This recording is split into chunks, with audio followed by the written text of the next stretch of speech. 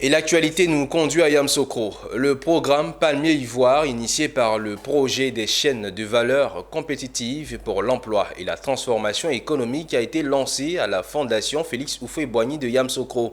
À cette occasion, le ministre de la Promotion de la Jeunesse, de l'Insertion professionnelle et du Service civique, Mamadou Touré, s'est félicité de l'état d'avancement de ce programme qui vise l'amélioration et la productivité chez les producteurs de palmiers à huile. Le commentaire de Zinab Dosso.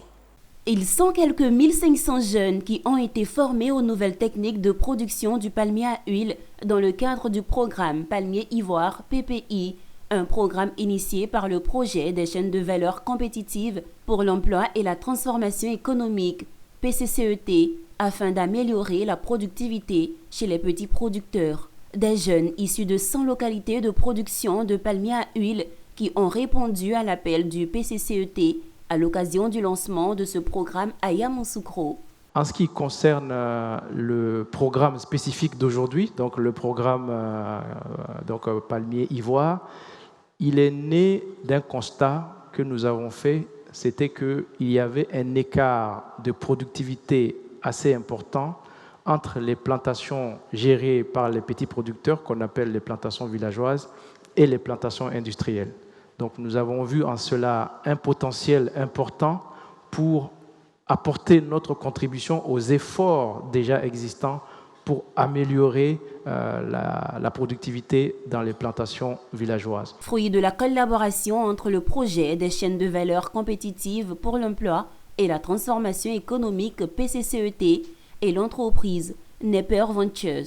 Le PPI est financé par la Banque mondiale. C'est un programme qui met l'accent sur l'innovation et la mécanisation. En mettant en place ce programme Palmier Ivoire, le PC7 contribue ainsi à la création d'une nouvelle génération d'agriculture capable d'innover et d'augmenter la productivité agricole tout en favorisant le développement des zones rurales, souvent délaissées au profit des villes. Pour le ministre Mamadou Touré, le lancement d'un tel projet est la preuve de l'attachement du président de la République Alassane Ouattara à la question de la jeunesse. L'ambition du chef de l'État pour la jeunesse ivoirienne est forte et clairement affichée. Ces initiatives s'inscrivent dans la vision Côte d'Ivoire 2030. Enfin, je voudrais m'adresser aux jeunes. Vous êtes non seulement la priorité, mais aussi l'avenir de ce pays. Le gouvernement ivoirien croit en votre potentiel et investit massivement pour votre réussite.